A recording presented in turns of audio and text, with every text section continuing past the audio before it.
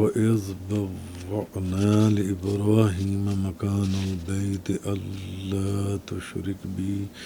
شَيْئًا وَطَهِّرْ بَيْتِيَ لِلطَّائِفِينَ وَالْقَائِمِينَ وَالرُّكَّعِ السُّجُودِ۔ اور یاد کیجیے جب ہم نے ابراہیم کے لیے کعبہ بنانے کی جگہ مقرر کر دی اور حکم دیا کہ میرے ساتھ کسی کو شریک نہ قرار دینا،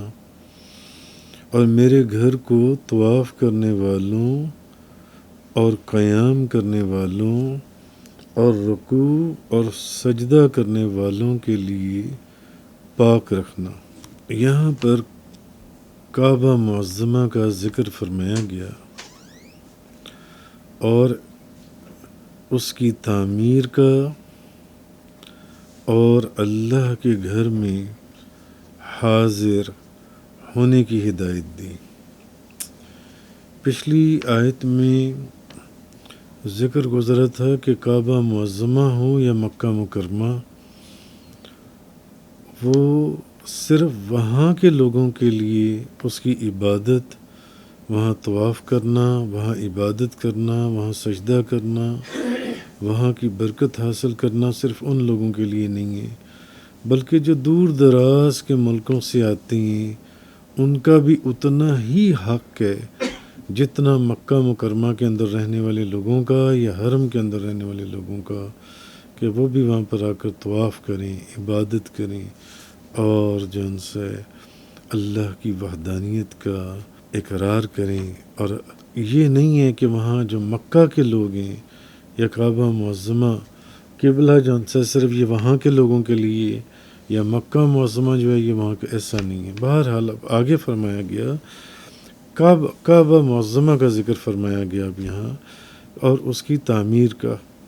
اور اللہ کے گھر میں حاضر ہونے کے لیے ایک ہدایت کا راستہ دکھایا گیا، اور اسی چیز کا نام حج ہے کہ لوگ ادب اور احترام کے ساتھ اور نہایت ادب اور خضوع اور خشوع کے ساتھ اللہ کے گھر حاضر ہونے کا ارادہ کریں اور قصد کریں، اور جہاں جہاں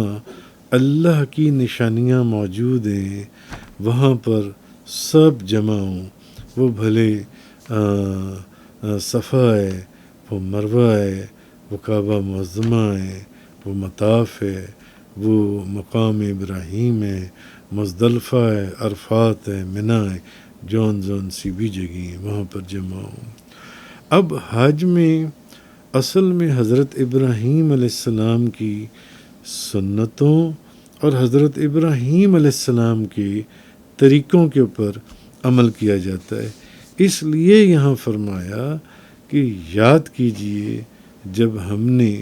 ابراہیم علیہ السلام کے لیے کعبہ بنانے کی جگہ مقرر کر دی۔ یہاں کسی اور نبی کا نام نہیں لیا گیا، ابراہیم علیہ السلام کا ذکر کیا گیا کہ ہم نے ان کے لیے کعبہ بنانے کی جو جگہ ہے وہ ہم نے مقرر کی۔ تو جو شخص کعبہ معظمہ کے اندر، اسی لیے آپ دیکھیں گے جو حج کا حکم دیا گیا کہ اتنی کشش رکھ دی گئی کہ جو شخص کعبہ معظمہ یا حرم مکہ مکرمہ سے جدا ہو کر جاتا ہے وہ دوبارہ وہاں آنے کا مشتاق رہتا ہے کہ کسی طرح مجھے وہاں کی دوبارہ حاضری نصیب ہو جائے اور میں کسی طرح اس مبارک مقام کے اوپر دوبارہ پہنچ جاؤں۔ اب یہ جو آیت ہے یہاں سے ہمیں یہ آیت اس بات پر بھی دلالت کرتی ہے، یا یہاں پر ہمیں ایک دلیل حاصل ہوتی ہے کہ کعبے کو پہلے بنانے والے جو ہیں وہ حضرت ابراہیم علیہ السلام ہیں۔ مثلا حدیث میں بخاری شریف کی کہ حضرت ابو ذر رضی اللہ تعالی عنہ بیان کرتی ہیں کہ میں نے کہا یا رسول اللہ سب سے پہلے کون سی مسجد بنائی گئی تھی؟ تو آپ نے فرمایا مسجد حرام۔ میں نے کہا پھر کون سی؟ تو آپ نے فرمایا بیت المقدس۔ تو میں نے پوچھا کہ ان کے درمیان کتنا عرصہ تھا؟ تو نبی پاک صلی اللہ علیہ وسلم نے فرمایا 40 سال۔ اب یہ صحائح ستہ کی کتابوں میں بھی یہ حدیث آئی، بخاری شریف میں، مسلم شریف میں، سنن ابن ماجہ کے اندر، کہ حضرت اب اس آیت سے تو ہمیں اس چیز کا پتہ چلتا ہے کہ جیسے کہ کعبے کو سب سے پہلے ابراہیم علیہ السلام نے بنایا، مگر اور حدیث میں بھی کہ جب حضرت ابو ذر رضی اللہ تعالی عنہ بیان کرتی ہیں کہ میں نے کہا یا رسول اللہ سب سے پہلے کون سی مسجد بنائی گئی؟ تو آپ نے کہا مسجد حرام، اور اس کے بعد پھر کون سی؟ تو فرمایا بیت المقدس۔ تو میں نے پوچھا کہ ان کے درمیان کتنا عرصہ ہے؟ فرمایا 40 سال۔ لہٰذا اگر کوئی یہ اعتراض کرے کہ کعبے کو بنانے والے حضرت ابراہیم علیہ السلام ہیں اور بیت المقدس کو بنانے والے حضرت سلیمان علیہ السلام ہیں، اور ان کے درمیان، ان دونوں نبیوں کے درمیان میں فاصلہ جو ہے وہ 40 سال کا عرصہ تو نہیں ہے، وہ تو بہت زیادہ ہے۔ تو یہ کیا معاملہ ہے کہ جب بیت اللہ کو، کعبے کو بنانے والے ابراہیم علیہ السلام ہیں، جیسے کہ نبی کریم صلی اللہ علیہ وسلم، اور پھر بیت المقدس کو بنانے والے حضرت سلیمان علیہ السلام ہیں، اور تو یہ کیا معاملہ ہے؟ اور درمیان میں فاصلہ ان کا 40 سالوں سے زیادہ ہے، جبکہ حدیث میں آیا کہ ان کے درمیان کتنا عرصہ تھا کہ اس کی تعمیر اور اس کی تعمیر میں، تو نبی پاک صلی اللہ علیہ وسلم نے فرمایا 40 سال کا، اور یہ حدیث کئی کتابوں کے اندر آئی۔ تو پھر یہ کیا معاملہ ہے؟ تو اصل جو اس کا جواب ہے وہ یہ کہ حضرت ابراہیم علیہ السلام اور حضرت سلیمان علیہ السلام نے کعبہ معظمہ اور بیت المقدس کی تجدید کی ہے، یہ پہلے سے بنے ہوئے تھے، ایسا نہیں ہے کہ انہوں نے بنایا ہے، یہ پہلے سے بنے ہوئے تھے، آپ نے دوبارہ سے اس کی تعمیر فرمائی ہے۔ مثلا تفسیر روح المعانی کے اندر علامہ سید محمود آلوسی بغدادی حنفی وہ لکھتے ہیں کہ کعبہ شریف کو 5 مرتبہ بنایا گیا ہے، 5 مرتبہ۔ سب سے پہلی مرتبہ کعبہ شریف حضرت آدم علیہ السلام سے پہلے فرشتوں نے بنایا تھا،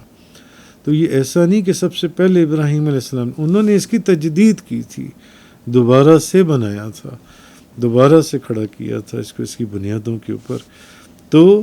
اب کعبے کو 5 مرتبہ بنایا گیا ہے، تفسیر روح المعانی کے اندر ہے، اور پہلی بار کعبہ حضرت آدم علیہ السلام سے بھی پہلے فرشتوں نے بنایا تھا، اور اس وقت جب کعبے کو بنایا گیا تھا تو اس وقت یہ سرخ یاقوت سے بنا ہوا تھا اس وقت۔ تو حضرت نوح علیہ السلام کے طوفان میں جب اس کی بنیادیں اکھڑ گئی تھیں یا اٹھا لیا گیا تھا کعبہ شریف، تو پھر اس کو دوسری مرتبہ جب بنایا گیا تو وہ پھر ابراہیم علیہ السلام نے بنایا تھا، ابراہیم علیہ السلام نے۔ تو اور جب اللہ تعالیٰ نے ابراہیم علیہ السلام کو بیت اللہ کو بنانے کا حکم دیا تو انہیں یہ پتہ نہیں چل رہا تھا کہ وہ کس جگہ پر بیت اللہ کی دیواروں کو اٹھائیں، اس کی بنیادوں کو اٹھائیں۔ تو پھر اللہ تعالیٰ نے ایک ہوا بھیجی، یہ مختلف تفاسیر میں ہے، ایک ہوا بھیجی، اس نے جو کعبہ شریف کی بنیادوں والی جگہ تھی جہاں پر کعبہ شریف، کیونکہ اب حکم تو ابراہیم علیہ السلام کو ہوا تھا کہ کعبہ شریف کو بنائیں، تو اب وہ کیسے بناتے؟ نشان تو رہا نہیں تھا، تو اب اللہ نے ایک ہوا بھیجی جس نے اس کی بنیادوں والی جگہ جون سی تھی اس کو بالکل وہاں سے کوڑا کرکٹ اور جو چیزیں تھیں اس کو اٹھا کر اس جگہ کو صاف کر دیا۔ تو پھر حضرت ابراہیم علیہ السلام نے کعبے کو اس کی جو پرانی بنیادیں تھیں اس کے اوپر حضرت ابراہیم علیہ السلام نے تعمیر کیا، یہ دوسری تعمیر ہو گئی۔ اور تیسری بار اس کو زمانہ جاہلیت میں قریش نے بنایا، اور اس کی تعمیر میں خود تاجدار دو جہاں، شاہ سوار لا مکاں، مالک زمین و آسماں، روح کن فکاں، نبی کریم صلی اللہ علیہ وسلم بھی شریک تھے۔ اب یہ جو تیسری تعمیر تھی، اس تعمیر میں نبی پاک صلی اللہ علیہ وسلم خود جون سے اس میں شامل ہوئے، جو ان سے اس میں شریک ہوئے، اور اس وقت آپ صلی اللہ علیہ وسلم، نبی پاک صلی اللہ علیہ وسلم جوانی کے عالم میں تھے، جوان تھے۔ تو جب انہوں نے نبی پاک صلی اللہ علیہ وسلم نے، جب ان لوگوں نے حجر اسود کو نصب کرنے کا ارادہ کیا، تو اب وہاں پر ایک اختلاف ہوا کہ، اور اختلاف ایسا ہوا کہ ہر قبیلہ جو ان سے وہ یہ چاہتا تھا کہ یہ شرف اس کو حاصل ہو کہ حجر اسود کو کعبہ معظمہ کے اندر اس نے نصب کی ہے۔ تو پھر اب جب وہ اختلاف بہت بڑھا تو پھر انہوں نے آپس میں یہ اس بات کے پر اتفاق کیا کہ دیکھتے ہیں کہ کل کعبہ معظمہ میں پہلا بندہ کون داخل ہوگا، تو جو پہلا شخص داخل ہوگا وہی اس کو نصب کرے گا۔ اور دوسرے دن یہ ایک اتفاق تھا یا اللہ کی طرف سے چناؤ تھا، دوسرے دن سب سے پہلے کعبہ معظمہ میں نبی کریم صلی اللہ علیہ وسلم آپ داخل ہوئے۔ تو اب پھر کیونکہ یہ فیصلہ ہو چکا تھا کہ تمام قبیلوں کے اندر کہ جو پہلا بندہ داخل ہوگا تو وہ پھر اس کو نصب کرے گا، تو آپ نے پھر یہ فیصلہ کیا نبی پاک صلی اللہ علیہ وسلم نے کہ حجر اسود کو ایک چادر میں رکھ دیا جائے، اور تمام قبیلوں کے سردار جو ہیں وہ اس چادر کے کناروں کو اٹھا لیں، مل کر اٹھا لیں، تاکہ سب کی حاضری لگ جائے اور سب کا اس میں حصہ ڈل جائے۔ اور پھر آپ نے وہ چادر اٹھائی گئی اور اس کو وہاں لے جایا گیا، اور پھر آپ نے اس کو اٹھا کر اس کی جگہ کے اوپر نصب کر دیا، تو وہ لوگ آپ کو امین کہتے تھے۔ اور یہ جو واقعہ یہ اعلان نبوت سے 15 سال پہلے کا ہے، اعلان نبوت آپ نے اس سے 15 سال کے بعد فرمایا۔ اب یہ ہو گئیں 3 تعمیریں، تو چوتھی تعمیر جو ان سی ہے وہ کعبے کو حضرت عبداللہ ابن زبیر نے بنایا، اور 5ویں بار اس کو حجاج نے بنایا، اور وہی بنیاد آج تک قائم ہے جو 5ویں دفعہ بنائی گئی تھی، آج بھی وہی بنیاد چل رہی ہے اپنی جگہ کے اوپر۔ تو یہ جو کہا جاتا ہے کہ ابراہیم علیہ السلام کو حکم فرمایا گیا کہ آپ اس کو بنائیں، کہ تو یہاں سے یہ چیز ثابت ہوتی ہے کہ ابراہیم علیہ السلام نے پہلی مرتبہ اس کو بنایا نہیں، یہ تو آدم علیہ السلام سے بھی پہلے فرشتوں نے بنایا تھا، اور اس وقت یہ سرخ یاقوت میں تھا، ان پتھروں کے اوپر نہیں تھا۔ تو ایسا نہیں ہے، یہ اس کی 5 مرتبہ، جیسے کہ تفسیر روح المعانی والوں نے لکھا کہ مختلف ادوار میں اس کی تعمیر کی گئی جون سی ہے۔ بہرحال تعمیر، اچھا اب اس کے ساتھ ہی ایک حکم جن سے وہ یہ بھی دے دیا گیا جن سے کہ اللہ تشرک بی شیئا، اور حکم دیا کہ میرے ساتھ کسی کو شریک نہ قرار دینا، کہ تعمیر کعبہ کے ساتھ ایک حکم یہ دیا گیا کہ یہاں شرک کرنے کی قطعاً ممانعت کر دی جائے۔ اب یہاں یہ وہ مقام ہے اور یہ وہ جگہ ہے کہ یہاں پر شرک نہیں ہوگا اور شرک نہیں کیا جائے گا۔ یہ گھر اللہ وحدہ لا شریک، کہ جس کا کوئی شریک نہیں ہے، اس کی عبادت کے لیے مخصوص کر دیا گیا ہے، اس کی عبادت کے لیے بنایا گیا ہے۔ یہاں کسی جھوٹے خدا کی عبادت کرنے والے کو ہرگز اجازت نہیں دی جا سکتی کہ وہ یہاں پر کوئی بھی ایسا کام کرے۔ اللہ تو شرک بھی شیئا، اور حکم دیا کہ میرے ساتھ کسی کو شریک نہ کرو۔ تو کعبہ شریف کی تعمیر کے وقت اللہ تعالیٰ نے حضرت ابراہیم علیہ السلام کی طرف وحی نازل فرمائی کہ میرے ساتھ کسی کو شریک نہ کرو، اور میرے گھر کو طواف کرنے والوں، قیام کرنے والوں، نماز پڑھنے والوں کے لیے شرک سے، بتوں سے اور ہر قسم کی نجاستوں سے خوب صاف ستھرا رکھو جو ان سے۔ وطہر بیتی للطائفین والقائمین والرکع السجود، اور میرے گھر کو طواف کرنے والوں اور قیام کرنے والوں اور رکوع کرنے والوں اور سجدہ کرنے والوں کے لیے پاک رکھنا، یہ ابراہیم علیہ السلام کو حکم دیا گیا جو ان سے۔ تو معلوم ہوا اس آیت سے ہمیں یہ بات پتہ چلی اسی جگہ سے ہم اس چیز کو مفسرین نے محدثین نے لکھا کہ مسجد تعمیر کرنا، مسجد کو بنانا، جو لوگ مسجد کو بناتے ہیں، مسجد کی تعمیر کرتے ہیں، یا اس کو صاف ستھرا رکھنا، اس مسجد کو تعمیر کرنا، اسے صاف ستھرا رکھنا اور اس کی زینت کرنا، اس کو خوبصورت بنانا، خوبصورت سے خوبصورت بنانا، یہ حضرت ابراہیم علیہ السلام کی سنت ہے۔ اور نہ صرف یہ ابراہیم علیہ السلام کی سنت ہے بلکہ نہایت ہی اعلیٰ درجے کی عبادت ہے مسجد کی تعمیر کرنا اور اس کی صفائی کرنا، اس کو صاف کرنا، اس کو ستھرا کرنا اور اس کی زینت کرنا، اس کو خوبصورت بنانا۔ یہ تمام یہ نہ صرف بہت اعلیٰ درجے کی عبادت ہے بلکہ ابراہیم علیہ السلام آپ کی سنت بھی ہے۔ اسی لیے حدیث میں حضرت ابو قرصافہ رضی اللہ تعالی عنہ سے روایت ہے کہ نبی پاک صلی اللہ علیہ وسلم نے ارشاد فرمایا، حضور نے فرمایا مسجدیں تعمیر کرو، یہ حضور کا حکم ہے، مسجدیں تعمیر کرو اور ان میں سے کوڑا کرکٹ نکالو۔ نبی پاک صلی اللہ علیہ وسلم یعنی ان کو صاف کرو، ان کو ستھرا کرو، ان کو زینت عطا کرو، زینت، ان کی زینت کو بڑھانے کے لیے جو کچھ کر سکتے ہو کرو۔ تو حضور نے فرمایا کہ مسجدیں تعمیر کرو اور ان میں سے کوڑا کرکٹ نکالو۔ جس نے اللہ کی رضا حاصل کرنے کے لیے مسجد بنائی، اللہ اس کے لیے جنت میں گھر بنائے گا اور اس سے کوڑا کرکٹ نکالنا